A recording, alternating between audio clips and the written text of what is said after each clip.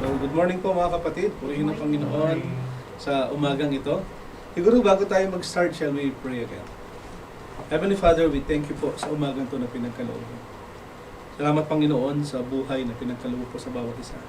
And thank you Lord for bringing us here to worship you. Lord, ayaw po namin umalis ng tahanan ito na hindi bit-bit ang pagkapalang ikaw po ang nagkaloob. At amin pong inilalagak sa iyong harapan ang lahat ng bigat ng kalooban, lahat ng aming mga kasalanan, at amin pong sinasaway ang gawa ni Satanas. At amin pong dinadalangin ang kapayapaan at ang pag-ibig ng mga po. Lord, kaya mo po na lumabas kami ng tahanan ito. Ibit-bit namin ang pag-aaral na kung saan i-apply din po namin sa aming buhay. And we thank you, Father, for this opportunity na lahat kami narito, kasama ang mga kapatid na nasa Zoom, nasa Facebook page at nanonood sa YouTube. At salamat Panginoon sa mga kapatid namin na nakikiisa sa panalangin at nakaantabay po sa aming pong message series. Mangusap ka Panginoon sa amin. At amin pong pinapakawalan ang pag-ibig, ang pagkilos mo po Panginoon na hipuin mo po ang puso ng bawat isa. At minsan pa o Panginoon, kaawaan mo po kami. Kami patuloy na lalapit sa iyo. Kung aming dalangin sa pangalan ni Jesus. Amen. So, good morning mga kapatid. So, glad to see you again and praise God po dahil for the past few days ay hindi man tayo nakita-kita magkakasama tayo ngayon. So, praise God sa mga kapatid natin. Si Ate Sam ay alam ko nanganak kagabi. So, wala pa tayong balita, no? Kung siya ay, kung lalaki, babae, basang alam natin na sa ospital sila kagabi. So, pag-pray natin si Ate Sam at ang kanyang baby at ang kanyang pamilya na patuloy na pagpalain ng Panginoon. As we continue, okay, after po ng ating ng message, ay wala po tayong breakout. But samahan niyo po kami dahil we are going to dedicate yung bahay ni nila Kuya Alan sa California. So we will do it online. Inaanyayahan po yung mga nasa online, you can join with us as well upang patuloy natin ipanalangin at pagpalain sila ng Panginoon sa kanilang bagong tahanan sa California. Okay? So again, good morning and welcome po sa lahat. Tuloy natin yung ating series, sabi doon, yung ikalawang sulat ni Pablo kay Timothy. At ito ay nasa kalagitnaan na tayo ng book 2 o yung 2 Timothy sa ating series. Ang topic po natin ay karugtong ng nakaraang linggo. Last week ay pinag-aralan natin yung 3 motivation for suffering for the gospel. And this morning ay pag-uusapan naman natin yung 4 na motivation para po sa ating series. Okay? So, sa review, sinabi natin last week, dun sa ating part 1, ang sabi doon, ini-encourage ang lahat na tayo lahat naman ay dumaranas ng pagsubok. At the same time, tayong lahat ay dumaranas ng pagtitiis. Dumaranas din ang lahat na kung saan ay kinukutya at the same time ay nadi-discourage sa nangyayari sa buhay-buhay. Kasama ng ating pong paglakad sa ating Panginoon, ang sabi doon sa Biblia, sa Hebreo, na tayo ay laging tumingin kay Jesus, who is the author and perfecter of our faith. Paano yon? Kasi, pinag-usapan natin last week, yung 3 bagay. First, remember Jesus Christ. Kaya sinabi doon, lagi tayong tumingin sa Panginoon. Bakit? Dahil siya ay makapangyarihan that He will continue the mission. Meron siyang mission at tayo yung ginagamit ng Panginoon at patuloy tayo na malaman natin that we need to rest on the power of God and let us realize ano ba talaga yung purpose mo. Bakit ka ba nabuhay sa mundong ito? Bakit ka ba na-born again? Bakit ka ba sumunod kay Kristo? Ano ba yung plano ng Panginoon? Kailangan alam natin yon para sa ating pong pagtakbo ay hindi tayo parang ignorante. At kalaunan, may mga pagkakataon kasi na pagkasobra na yung nangyari sa buhay, sinisisi na nila ang Panginoon. Okay, merong purpose kung bakit tayo naririto. Sabi doon sa verse 8, remember Jesus Christ, risen from the dead, descendant of David, according to my gospel. Sabi ni Apostol Pablo. Yung remember doon ay isa gentle command na kung ibig sabihin, lagi nating isipin, araw-araw, bawat oras, bawat minuto, bawat taon, that we should always remember Jesus Christ. Bakit? Dahil si Jesucristo ang sentro po ng ating buhay. Kaya tayo naririto dahil we worship God, we love God, we want to magnify yung ating Panginoon. At the same time, sabi natin doon that remember Jesus Christ dahil siya yung Diyos na nagkatawang tao. Nung siya ay nagkatawang tao, siya ay namatay, binurol, at siya ay muling nabuhay. Okay? At the same time, sinabi doon, remember Jesus Christ dahil doon pa lang sa panahon ni David ay parang nahulaan na o sinabi na sa lahi ni David mangyayari, manggagaling ang Messiah, ang tagapagligtas. Kaya sabi doon, kahit anong mangyari, always remember Jesus Christ. And we encourage everyone, di ba, during our breakout, sinabi natin, how is your Bible reading? Kamusta na tayo? Kasi we will not, parang hindi natin makikita, maaalala, at the same time, hindi natin maintindihan ano yung dapat kong i-remember kay Jesus Christ kung tayo ay hindi nagbabasa ng Biblia. Tama? If you want to know Christ more, then read, meditate, and obey the word of the Lord. Andyan pa po kayo. Tandaan natin, remember Jesus Christ. At the same na sinasabi natin, nasa ating pong paglago, paglakad sa ating Panginoon, at sa ating pong pag-udyok o yung motivation para po tayo ay patuloy na mag-share ng gospel to make disciple that Jesus Christ ay nabuhay after siya ay namatay. Ibig sabihin, marami kasing mga Diyos ang nagsabing naniniwala tayo sa isang Diyos. May mga ganong kwento. Pero pag pinag-usapan na si Kristo, marami nang umaalma. Pero sa Biblia, ipinakita that kung si Kristo ay hindi nabuhay mula sa mga patay, then, yung ating pagdalo kada Friday, baliwala, in vain. Nakukuha niyo po. Yung kada punta natin sa mga fellowship, sa mga gathering, kung si Kristo ay nanatiling patay, then yung faith natin ay parang in vain, baliwala. Nakukuha niyo po. Therefore, sabi doon, sa araw-araw na ginawa ng Diyos, always remember Jesus Christ. Kaya meron tayo ng tinatawag na Lord's Supper. Inaalala natin si Kristo. Tama? Yung kanyang pagkamatay, yung kanyang siya ay binurol, at muling binuhay. Bakit? Ano sabi doon? Kasi dapat tayo ay laging nandun sa, yung second motivation ay rest on the power of God. Kaya ang sabi ni Pablo doon, ano? For which I suffer hardship, even to imprisonment as criminal. But the word of God is not imprisoned. Maraming pagkakataon na sinasabi natin, you can bind, pwede mong taliin o itali yung messenger, pero yung message, yung gospel, hindi may tatali, kahit anong mangyari. Kaya sabi ni Pablo, oo nga tayo man ay dumaranas, katulad ko, sabi ni Pablo, nakulong lang naman ako dahil ako ay nagsishare ng gospel. Hindi siya nakapatay, hindi siya nagnakaw, walang ganun eh.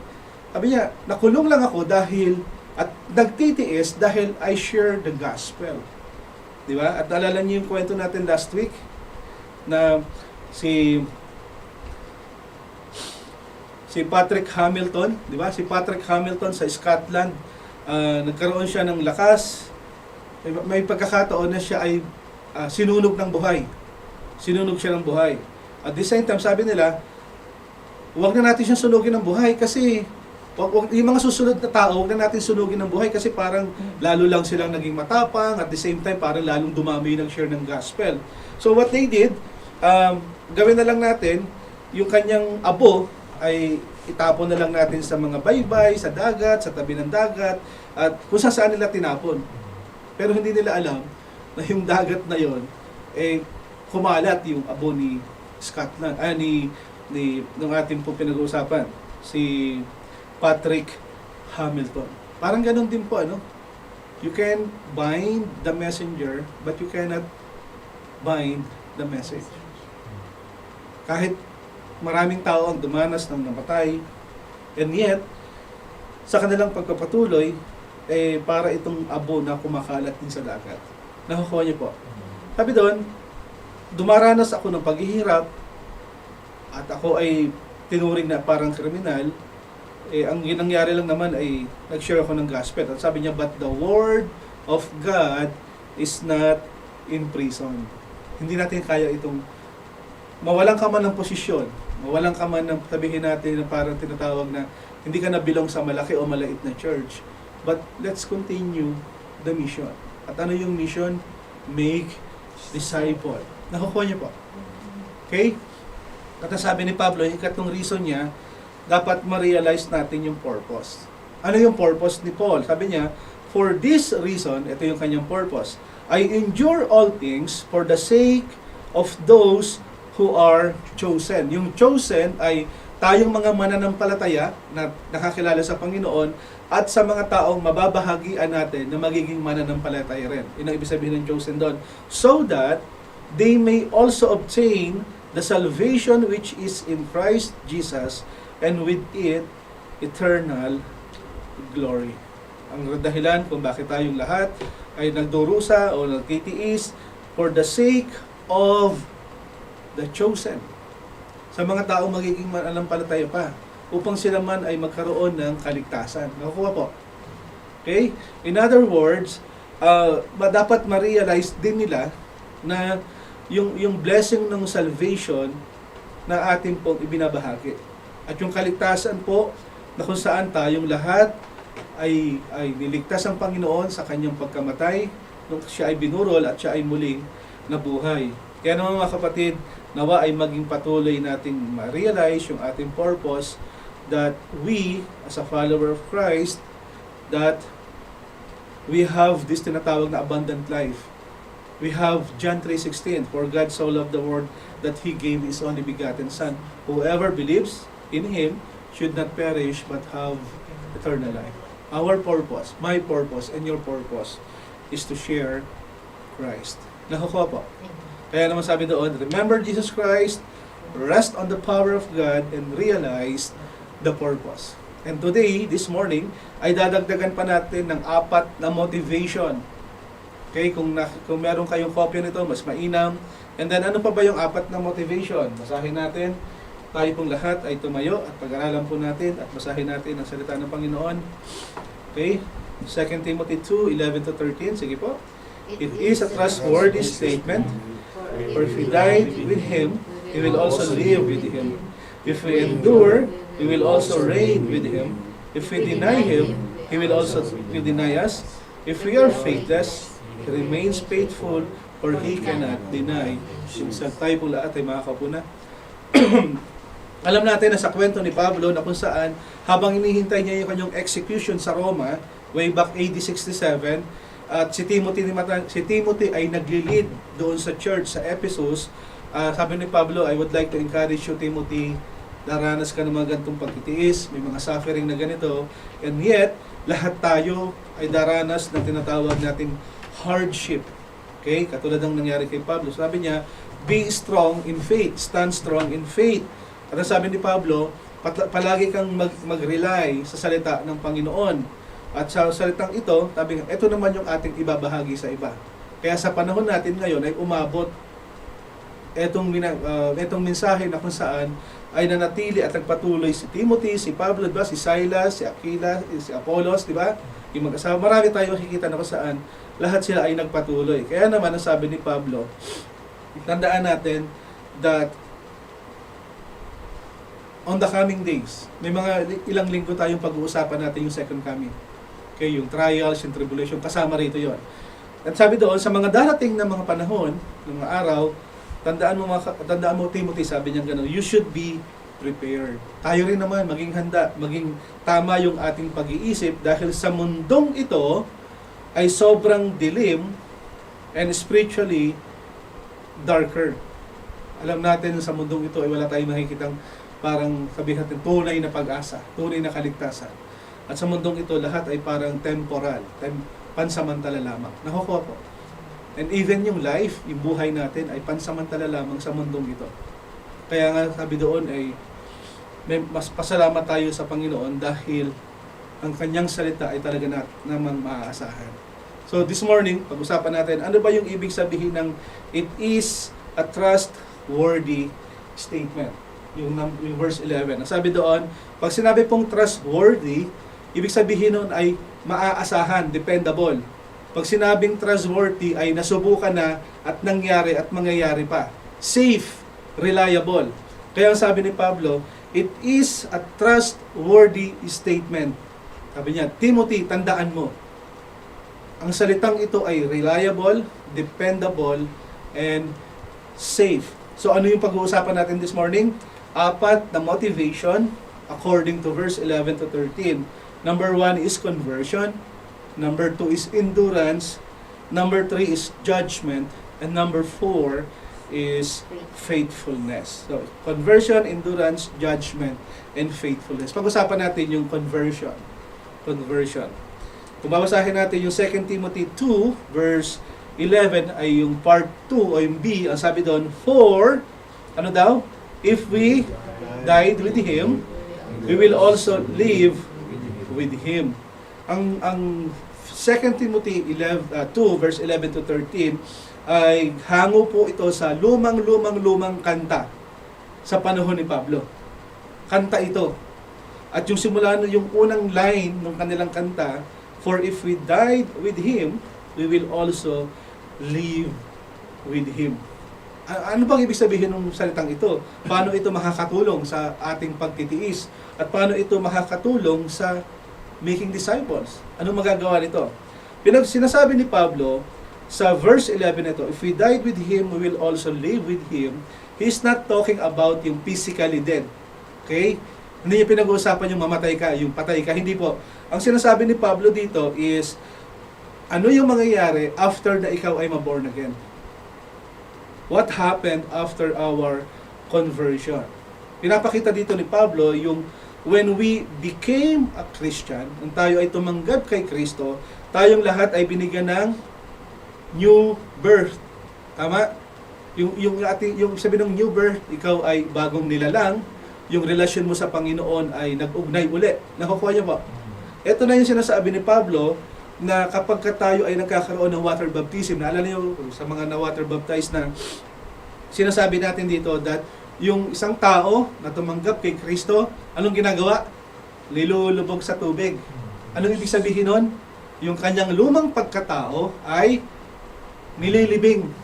Tama? Nililibing. At siya ay unti-unting iaahon. Ang ibig sabihin nun, siya ay nabuhay magmuli, alive.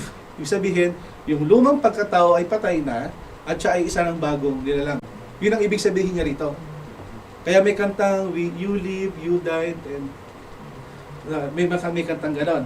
Sabihin, kinukwento dito ni Pablo at sinasabi niya that ang lahat ng mananampalataya ay namatay na sa kasalanan at ng mundong ito. Therefore, this is not your world, at hindi na tayo nakatali sa kasalanan. Naalala niyo po, nakakukuha niyo po. Yun ang gustong ipakita ni Pablo dito. Ikaw ay namatay na, believers have died to sin and the world with Christ, kasama ni Kristo.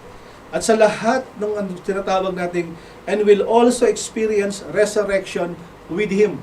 Kaya nga, di ba, naalala niyo sa Biblia, after Jesus Christ, na siya ay muling after nung kanyang water baptism, para ipakita sa atin, di ba? Ang sabi ng ama, siya ay nalulugod sa kanyang anak, tama? Anong nangyari after noon? Meron siyang 40 days na prayer and fasting. Ilang beses siyang tinukso ni Satanas? 3. Ibig sabihin, if we publicly declared our faith, and baptism is a public declaration that you belong to Christ, this is the time that Satan will attack you.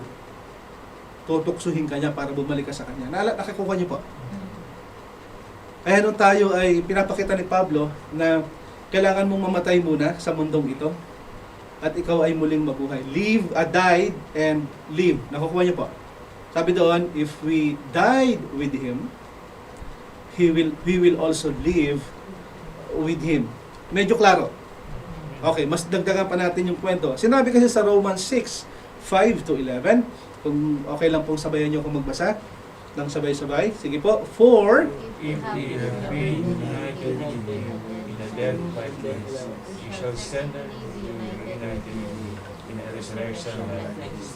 we know that our old self was crucified with Him, in order that the body of sin might be brought to nothing, so that we would no longer be enslaved to sin, for the one has died has been set free from sin.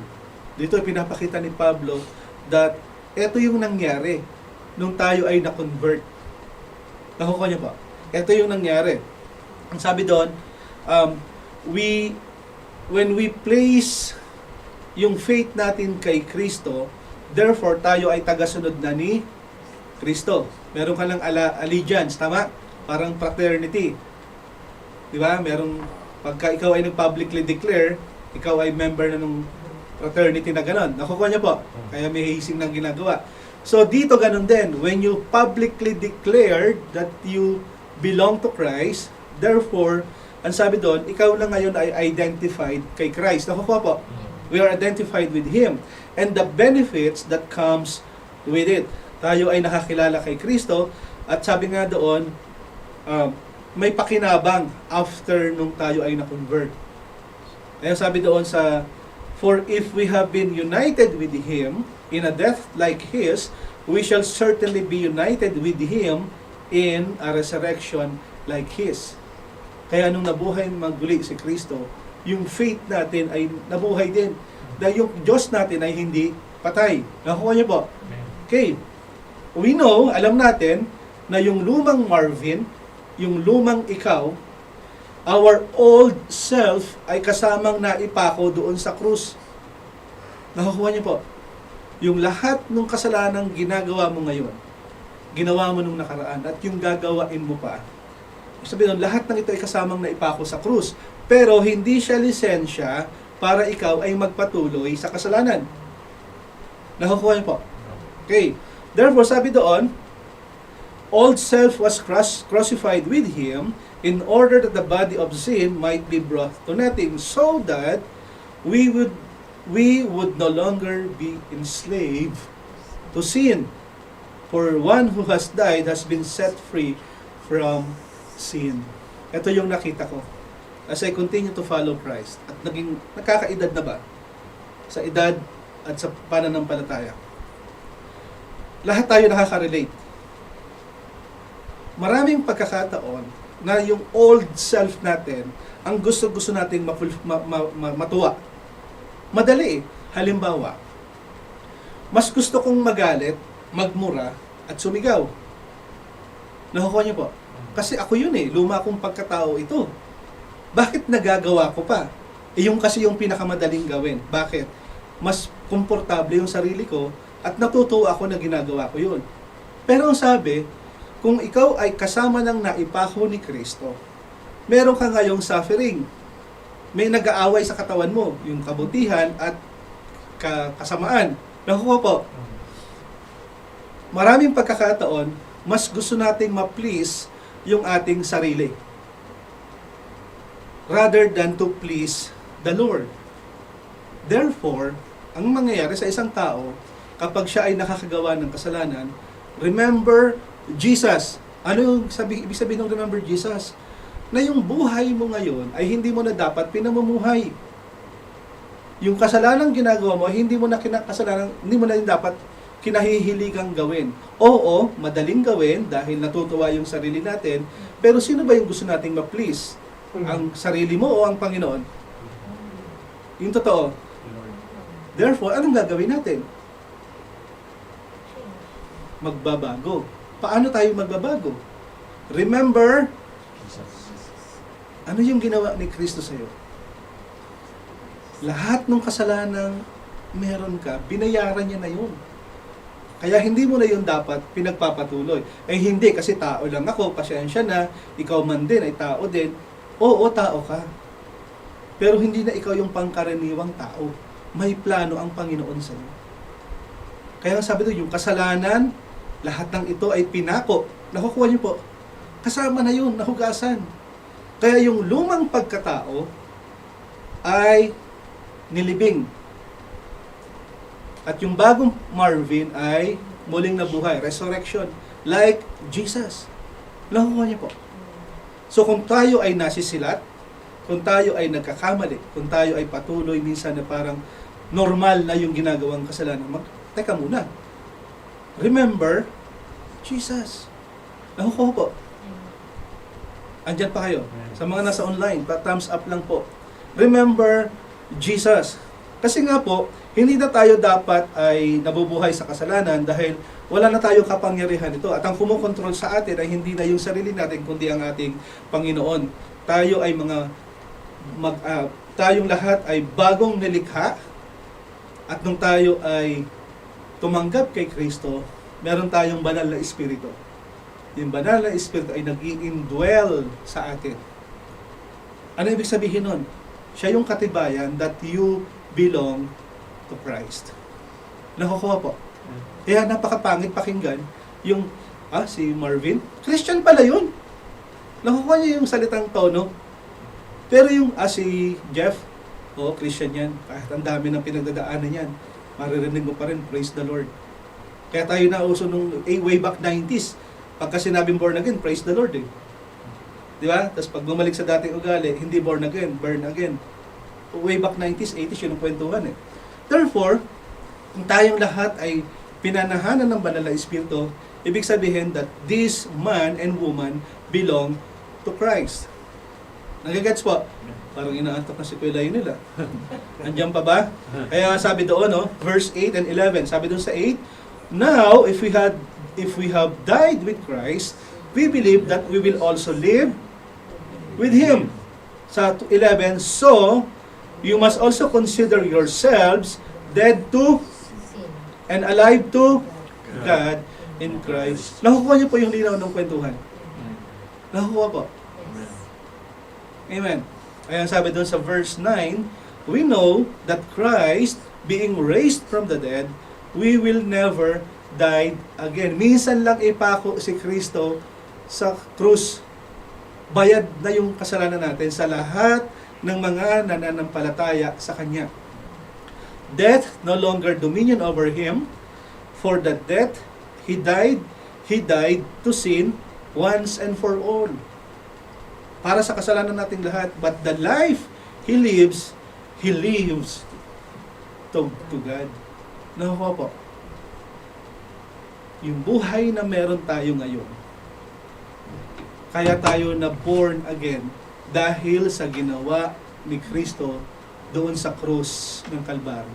Remember Jesus. Nakukuha po. Remember Jesus. Kaya sa buhay natin ito, maraming pagkakataon na parang madali tayong nakakalimot kapag marami ng suffering, may challenges, may trial, may temptation. Tama? Pero sabi, remember Jesus. Bakit? Yung pinagdaanan mo, kaya nga siya nagkatawang tao eh. Bakit? Para yung pagtitiis, paghihirap na dinaranas mo ngayon, tinukso rin naman siya eh.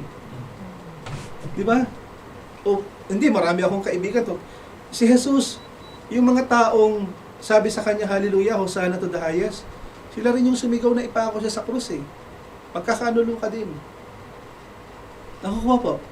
But, sabi doon, remember Jesus. Mga kapatid, ano man yung pinagdadaanan mo, trials, temptation, meron kang, anong tawag sa ganun? Pakikipagdigma, pakikibaka sa kasalanan. Remember Jesus. He died for my sin, for your sin, once and for all. Are we clear? Yes. Okay, sa mga nasa online, I hope clear po, no? We are so glad na kasama po namin kayo. At ang sabi dito, sobrang favorite natin lahat ng ito. Samahan niyo po ako magbasa. Galatians 2:20. I have been crucified with Christ. It's no longer I who live, but Christ who lives in me. And The life I now live in the flesh, I live by faith in the Son of God, who loved me and gave Himself for me. Diba? Pinapakita ni Pablo dito yung declaration. Dinideklara niya, and yet, sabi niya, ito yung mangyayari sa inyo. Once you are saved, matapos ikaw ay maligtas, ikaw ay inaring ganap ng Panginoon.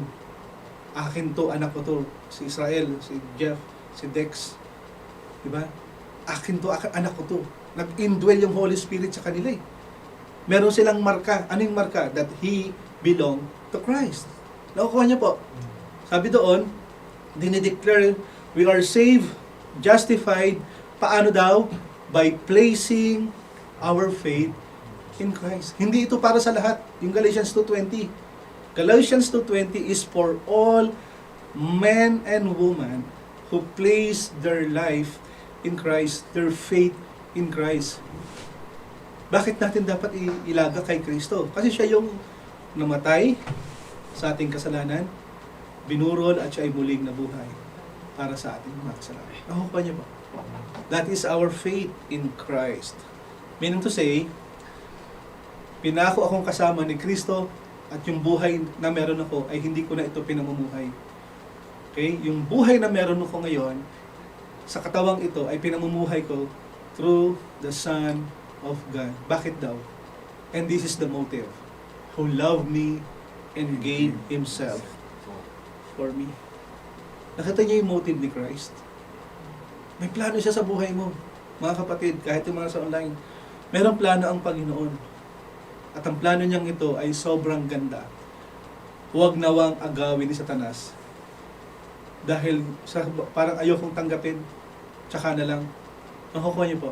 Maganda ang plano ng Panginoon. Ang kanyang motibo, bakit siya namatay para sa atin? Who loved me and gave Himself for me. Okay? Nakukuha po. Galatians 2:20. No longer I, but Christ, who loved me and gave Himself for me. Madaling mamatay sa taong mahal mo, no?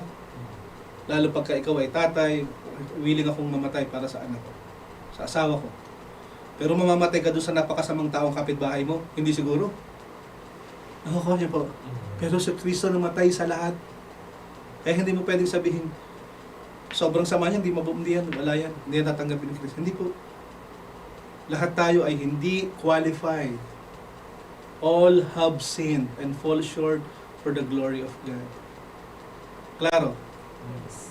At ang sabi doon, ang motibo, who loved me and gave Himself for me. This is what happened nung tayo ay na-born again. Conversion. Ang po, endurance. Ano naman yung endurance? Ang sabi doon, if we endure, ano raw? We will also reign with Him. Yung endure ay present tense, kasalukuyan. Yung meron kang pagtitiis ngayon, mangyayari yon. Nangyayari nga, tama? Nagtitiis, may pagtitiis sa buhay na ito. So, ano mangyayari kapag tayo ay patuloy na nakalagak sa Panginoon? Sabi doon, if we endure, ano sabi? Ang pangako niya, we will also reign with Him. Sabi doon, sabi nga, we do not endure, hindi tayo nagtitiis para ma-earn natin yung favor ni God. Alam niyo mga kapatid, maraming ganun, no? Magsimba ka, para i-bless ka ni Lord. Nakukuha niyo po? Gawa kang mabuti para i-bless ka ni Lord. Mga kapatid, blessed na tayo. We are blessed.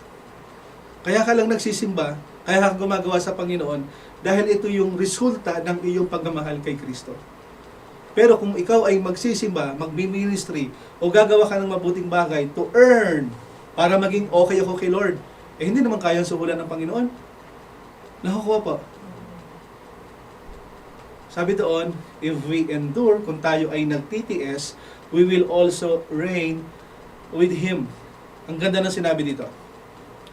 Samahan niyo po akong basa. We endure because our new creation, we converted, we accepted Christ. We nagpapatuloy because preserved by Jesus. Amen.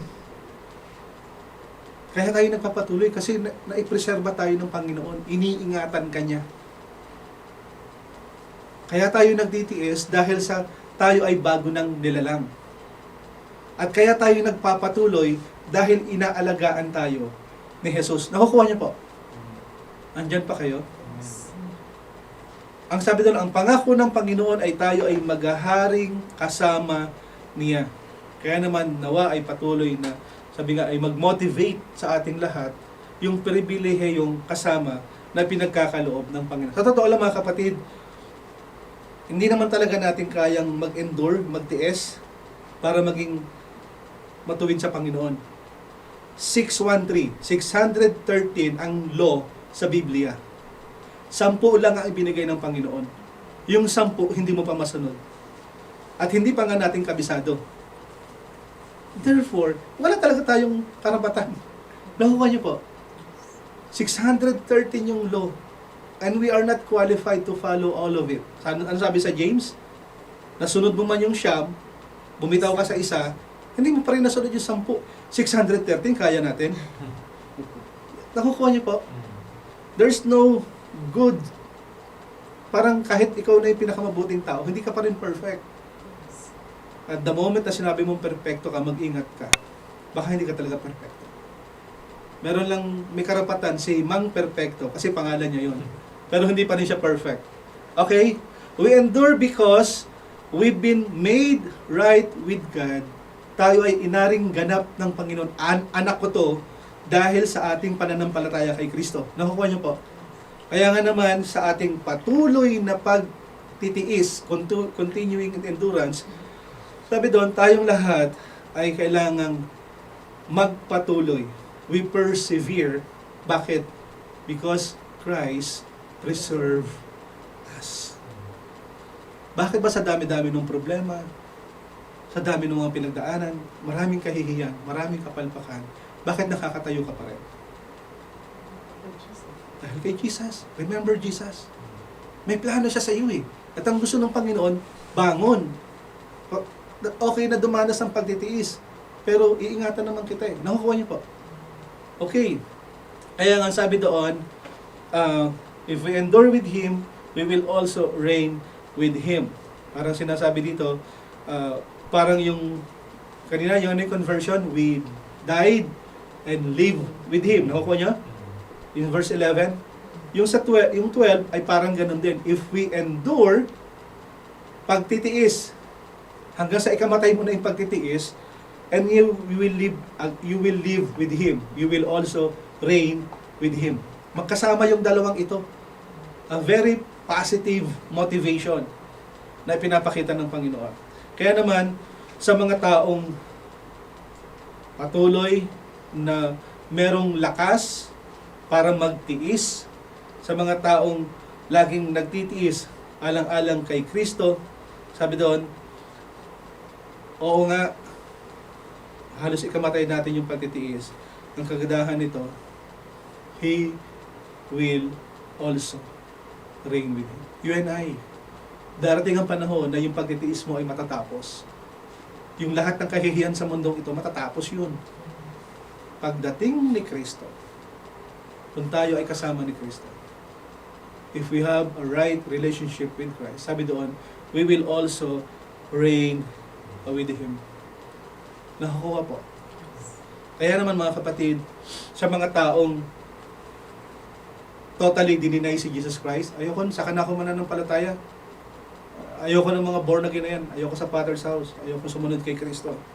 Ito yung mga kapatid na kung saan darating yung panahon na kung saan parang sinabi mo na rin na ayokong mabuhay na kasama si Kristo. Nakukuha niyo po.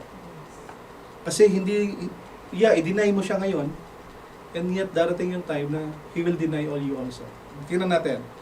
Ang sabi sa Matthew 19:28, Jesus said to them, truly I say to you, in the new world, when the Son of Man will sit on His glorious throne, you who have followed me will also sit on judging the 12 tribes of Israel.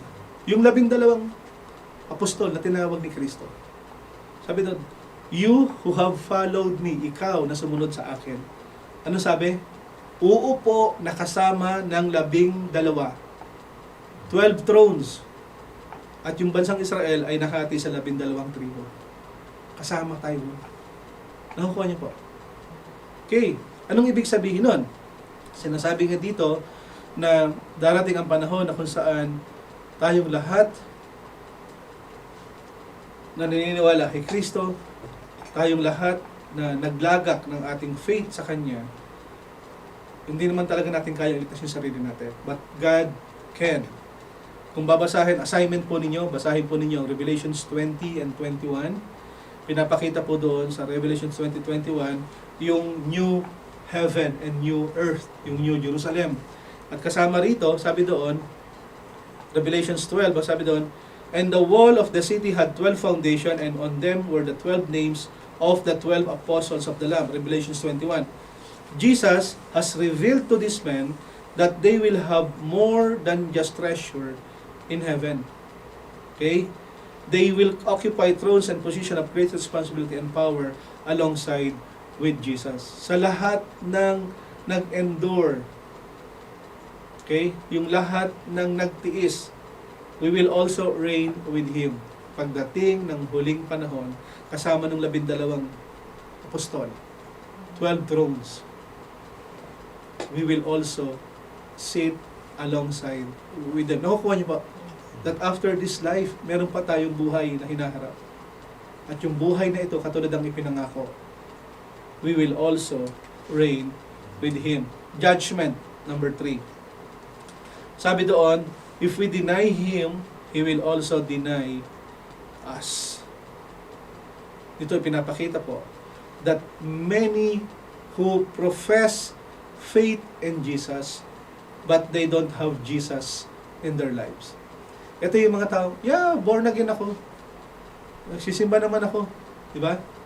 Kaya yung iba parang, naniniwala naman ako kay Jesus, tsaka na lang ako magsisimba. Ganun din naman si Satanas eh. Naniniwala siya kay Jesus, hindi na siya nagsisimba. Ang kukuha niyo po, many will deny Him. Sabi doon, God will also deny Him. Us. Kaya nga sabi doon, di ba? There are many who profess faith in Jesus. Sinasabi lang nila, Kristiyano sila. Profess. Binubuka lang ng bibig nila, pero hindi nakikita sa buhay nila. But do not possess faith in Jesus. Anong kaibahan natin sa mga walang pananampalataya? Sa mga walang relasyon kay Kristo? May kaibahan ba? Tama? Meron. Dapat meron. Dahil kung same lang, baka hindi ka talaga Christian. Uma-attend ka lang sa church, pero hindi nagbabago yung buhay mo. Nakukuha po. Dapat may magbago. Paano yun? Yung simpleng, pagka may problema ko, ang tinatawag ay si San Miguel Beer. Pero ngayon, pag may problema ko, hinahanap ko si Kristo. Nakukuha niyo po, may nagbabago. May mga pagkakataon na kung saan, pagka may problema ko, tinatawag ko si Mr. Singh, yung Papa 5'6". Pero ngayon, pagka may problema ako sa pera, siya tinatawag, Lord, tulungan mo naman po ako rito. Mga kapatid, kasama sa ipinangako ng Panginoon ay hindi lamang kaligtasan, kundi kaayusan ng buhay. Paano? Have faith in Jesus. Sumbong natin kay Lord.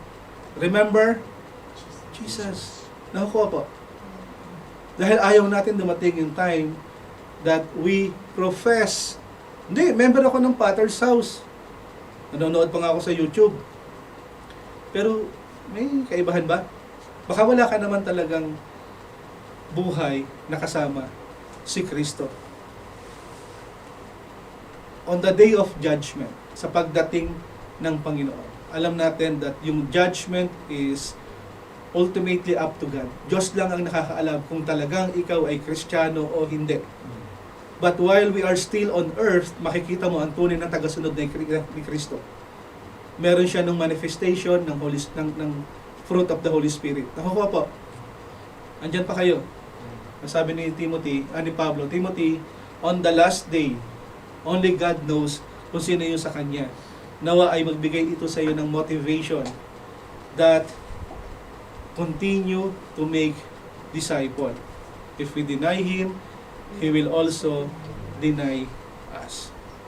God rejects those who renounce or reject Christ. Yung mga taong, marami tayong napanood sa TikTok noong nakaraan, di ba? Binalahura nila yung ama namin. Marami silang ginawang hindi maganda. If may pagkakataon pa, mga kapatid, kung ganun man kasama yung ginawa mong kasalanan, nire-reject mo si Christ, nire-renounce mo, you still have time. Because God ay meron God, He is a God of second chances and many chances. But, whoever's believe in Him ay hindi makukondemn. But whoever does not believe in Him is already condemned. Dahil hindi sila naniniwala sa pangalan ng Panginoon. John 3:18. Kasi sinabi sa wala sa slide. Sabi sa John 3:36, ang sino mang naniniwala sa anak ay may buhay na walang hanggan. Ang sino mang hindi naniniwala sa anak kay Kristo ay walang buhay, pero ang galit ng Diyos ay mananatili sa kanya. People who reject, deny Christ will deny Him as well. Paano? Sabi doon, Matthew 10:33, basahin po natin. But whoever denies me before men, I also will deny before my Father who is in heaven. Si Jesus lang nagsabi nito. Ang sino mang naniniwala sa akin, diba? At ang sino mang hindi, I also will deny before my Father who is in heaven. Ito yung mga taong professing Christian, sa bibig lamang, they deny at hindi sila naniniwala kay Kristo. At the same time, hindi sila naniniwala na si Kristo ay namatay, binurol, burial, and siya ay muling nabuhay. Hindi sila naniniwala doon sa muling pagkabuhay ni Kristo at walang naniniwala na yung kamatayan ni Kristo ay kabayaran ng kasalanan. Those people, Christ will deny them as well. Nakukuha niyo po. Instead, marami kasi sa atin, we are trusting in Jesus. Yan, naniniwala ako kay Jesus, pero kailangan gawaan ko siya ng mabuti para maligtas ako. Yun ba yung tama? May mga pagkakataon, yan, naniniwala ako kay Jesus, pero gagawa ako ng mabuti. Meron akong good moral, maayos yung pangikitungo ko, pero hindi naman maayos yung kanyang pamumuhay. Pero mga kapatid, sa mga totoong naniwala kay Kristo, sa kanyang pagkamatay, yung kanyang burial, pagkalibing, at ng kanyang resurrection, plus natin, sapat na ang ginawa ni Kristo para tayo lahat ay maligtas. Many who profess faith in Jesus, but do not possess faith in Jesus. Kamusta tayo? Are we telling that we are follower of Christ, and yet hindi naman nakikita talaga? Or active ka lang sa simbahan, or marami ka lang ginagawang mabuti, but nakikita ba talaga yung buhay ni Kristo sa buhay mo?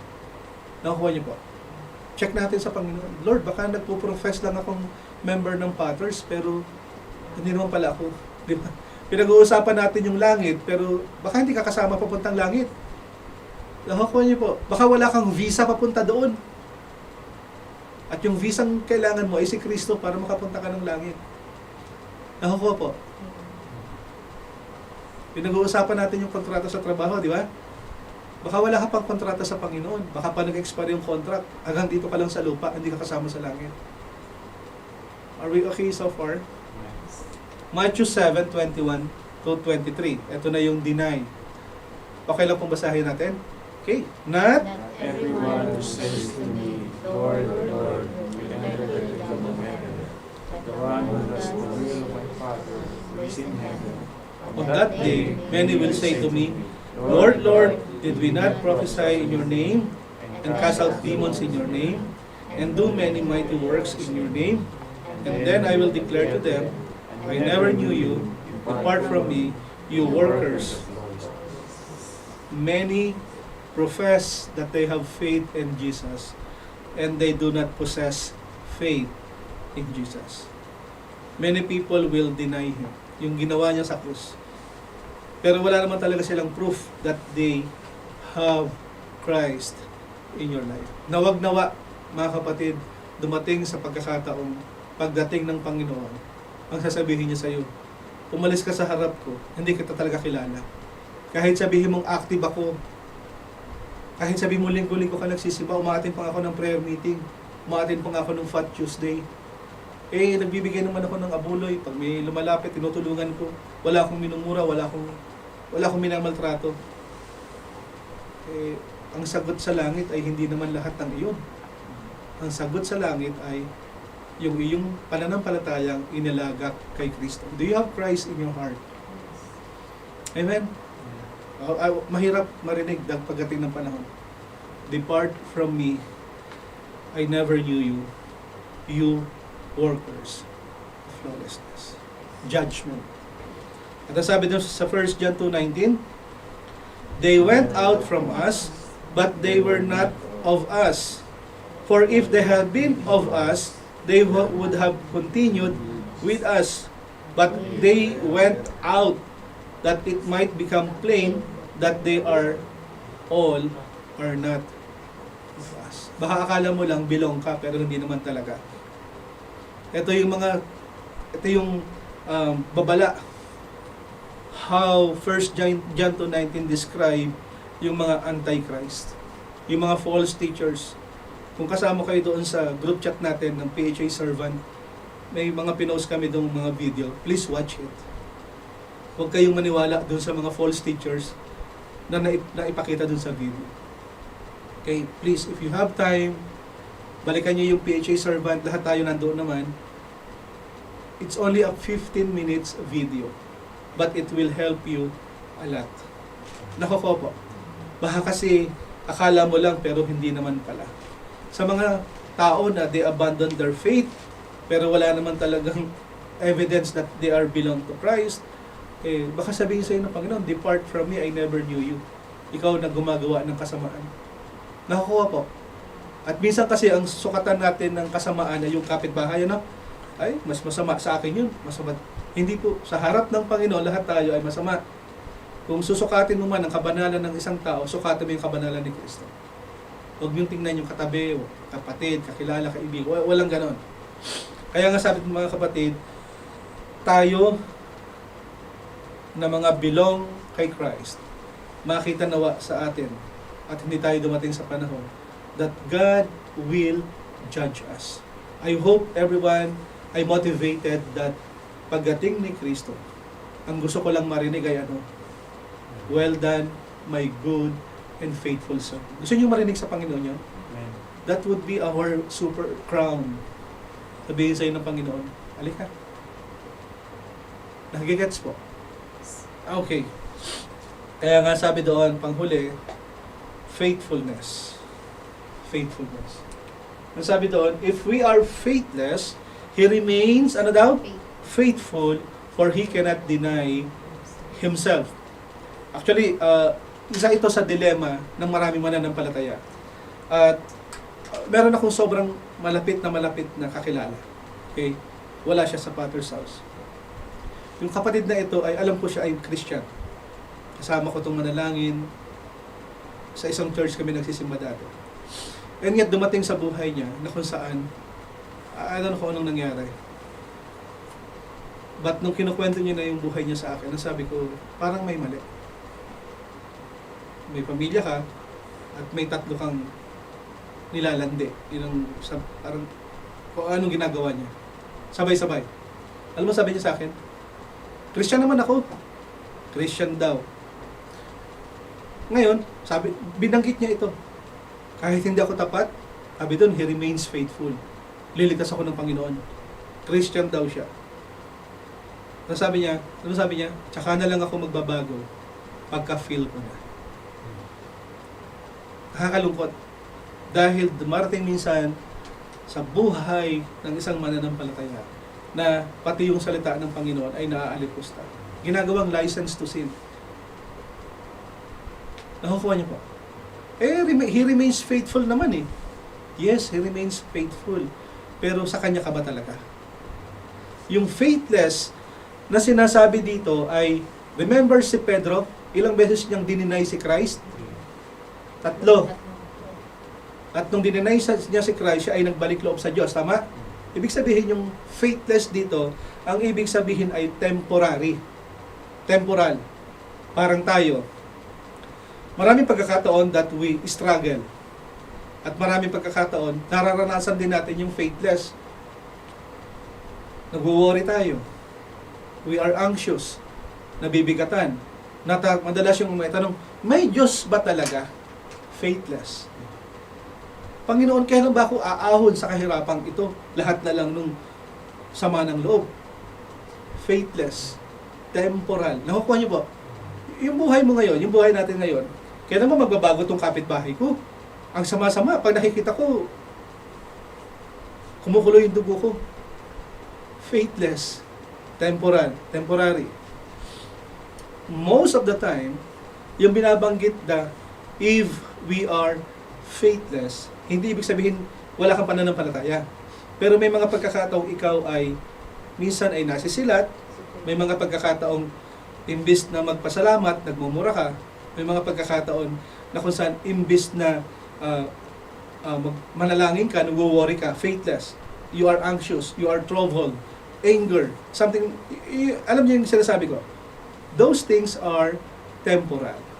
Dumating din sa pagkakataon na parang nawawalan ka na ng faith. Ano sabi ng Panginoon? Ano daw? He remains faithful. Pangako po ito ng Panginoon that most of the time we are faithless. Even when we are faithless in God, God remains faithful. Type nyo. Pangako niya ito eh. Nagdududa ka man, at may mga pagkakataong katulad ni Pedro, na parang dinideny din natin siya, no? Di ba, Christian ka? Oh, tigilan mo, Christian nga ako, huwag kang magulo. Ako po eh. Parang naiisang tabi yung pagiging Christian. Parang sabi nung barkada kong pare, na real life, pagka nagkukwentuhan kami, tanggalin ko muna yung bilog sa ulo ko, bubugbugin muna kita sandali pagka nakukulitan siya. May mga ganyan, no? Sa atin, marami rin pagkakataon na parang dinideny natin yung kung sino tayo. Pero sabi doon, sige, you worry, you anxious, may problema ka, lahat ng ito, parang faithless ka at times, pero sabi ng Panginoon, He remains faithful. Pero sabi doon, those who reject Him will be rejected by God. Tama? Pero sa mga mananampalataya na merong struggle, at times we are faithless, ano sabi ng Panginoon? He remains faithful. Bakit? Sabi sa baba, ano daw? For He cannot deny Himself. Ito yung katotohanan that even if we are faithless, He remains faithful. Pero hindi sinabing, gagawin ko ang lahat ng kasamaang gusto ko kasi He remains faithful. Magkaiba yun. Nakukuha niyo po? Okay. Dahil lang sabi ng Panginoon, wala naman talagang makakapaghiwalay sa pag-ibig natin, pag-ibig ng Diyos sa atin. Tama? Okay, tingnan natin yung 2 Corinthians 1:18-20.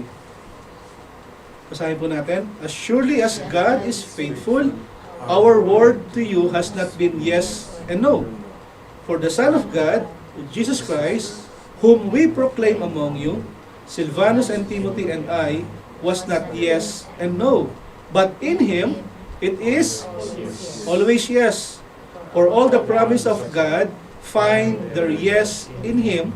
That is why that we utter our amen to God. Bakit tayo merong in Jesus' name? Amen. Because this is yes from God. Klaro po. Yes from God. Ang Diyos natin ay tapat sa kanyang mga salita. Kahit ang tao ay pabago-bago ng salita, pangako ay nag-iiba-iba. But our God is always yes. Meaning to say, kung ito ay kalooban ng Panginoon, ayon sa kanyang kalooban, ginagawa mo ang kalooban ng Panginoon, you follow Him, nagdurusa ka man, sabi doon, it will be a yes to God. That's why we say, Amen. For His glory. Ano pa? John 6:37-40. Ito yung double security ng mga mananampalataya. All that the Father gives me will come, and whoever comes to me I will never, for I have come down from heaven, not to do my own will, but the will of Him who sent me. And this is the will of Him who sent me, that I should lose nothing of all that has given me, but raise it up on the last day. For this is the will of my Father, that everyone who looks on the Son and believes in Him should have eternal life, and I will raise him up on the last day. This is the promise of God, and this is our security. Nakuha niyo po? That I, sabi ni Christ, should lose nothing of all that has given me. Yung lahat ng mananampalataya inilagak sa akin ng Panginoon. On the last day, I will raise him up. I will reign with him. We will reign with Christ if we don't deny him. Nakuha po. At ang sabi dun sa John 28-30, I give them eternal life, and they will never perish, and no one will snatch them out of my hand. My Father, who has given them to me, is greater than all, and no one is able to snatch them out of the Father's hands. I and the Father are one. Double security. Ang sabi doon, my Father has given to me. Di ba? And nandito yung kamay ng Ama. Nandito tayo sa gitna. Dalawang kamay yung nakapaloob sa atin. Two hands ang nakahawak sa atin na hindi tayo kayang i-snatch sa kamay ni Jesus at sa kamay ng Ama. If we have Christ in our lives, we have a double protection sa mga taong mananatili. Bakit? Hindi kasi marunong magsinungaling ang Panginoon. Hindi siya naglalay. At the same time, wala namang kasalanan talaga ang Panginoon. Jesus not sinned.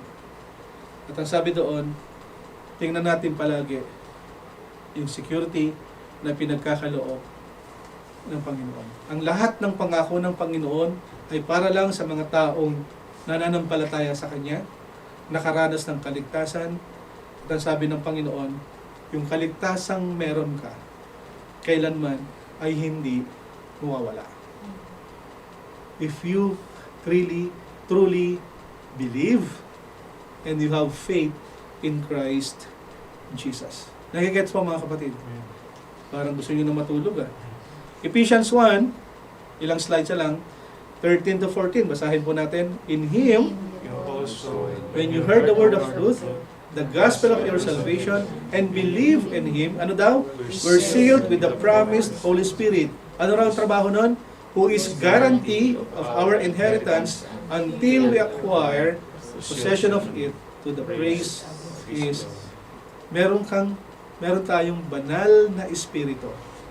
Mark, guarantee that we have this inheritance pagdating ng Panginoon. Nakakuha niyo po. Parang ang lulungkot niyo Para ito sa kanyang kalwalhatian. For even if we are faithless, He remains faithful, for He cannot deny Himself. Conversion, endurance, judgment, and faithfulness. In closing, sabi doon, it is a trustworthy statement. Ano yung trustworthy? Ano yung dependable and reliable? Ano sa ba? God remains faithful and He cannot deny Himself. Ito yung totoo. Ito yung aasahan. Nakakalin? That Christ remains faithful, for He cannot deny Himself. Nakukuha niyo po? This is a trustworthy statement that He remains faithful and He cannot deny Himself. Tignan natin yung positive motivation sa taas. Ano sabi doon? For if we died with Him, ang pangako niya, we'll also live with Him. Kung tayo ay magtitiis, if we endure, sabi doon, we will also reign with Him. Nakuha niyo dalawang pangako. Reliable ang Panginoon, He is faithful, He cannot deny Himself. Kaya kung tayo ay mamamatay para kay Kristo, yung ating pagtanggap sa Kanya, sabi doon, we will also live with Him. At kung tayo man ay magtitiis, this is a trustworthy statement, God remain faithful, He cannot deny Himself, that we will also reign with Him. Nakita niyo pa natin inikot ng salita. Para lang mas malinaw. Ano naman yung negative motivation? Ang sabi doon, if we deny Him, He will also deny us. Ano yung dinideny mo? Baka pinoprofess mo lang na Christian ka, pero hindi ka talaga Christian. And sometimes, if we are faithless, we may worry, may anxious, may trouble, tandaan mo, a trustworthy statement that God remains faithful. Type nyo, yun ang salita ng Panginoon. At sa mga salitang iyan, ipatuloy nating panghawakan, patuloy karoon tayo ng motivation to share the gospel, to make disciple, and continue to live a life that is pleasing to God. Dahil ang buhay na ito, even most of the time we are faithless, God remains faithful. At yung regalo niya na binigay sa iyong kaligtasan, hindi niya na ibabawiin. But, kung talagang tinanggap mo si Kristo bilang Lord and Savior, dapat may magbago. Hindi man mabilisan, kundi may proseso. Dahil sa buhay na ito, ang motivation ng Panginoon. He loves us and He gave up Himself for us. Shall we pray? Heavenly Father, we thank you for this morning na pinagkaloob mo po sa amin. Salamat din, Panginoon, sa pag-iingat at pagsubaybay mo. Salamat sa iyong mga salita. Naway patuloy namin maintindihan at patuloy namin panghawakan ang iyong pangako that if we are really a true follower of Christ, just like you promised, you remain faithful to us, for you cannot deny yourself. Thank you, Lord, for the blessing. Thank you for the gift. At salamat, Panginoon, dahil meron kaming Diyos na hindi nanatiling patay, kundi ikaw ay muling nabuhay upang bayaran ang lahat ng aming mga kasalanan, at ang buhay na meron kami ay pinamumuhay namin ngayon na kasama ka. Turuan at tulungan mo po kami. May mga pagkakataong we are faithless. Lord, teach us and remember Jesus, mga kapatid, that we belong to Him. In Jesus' name we pray. Amen.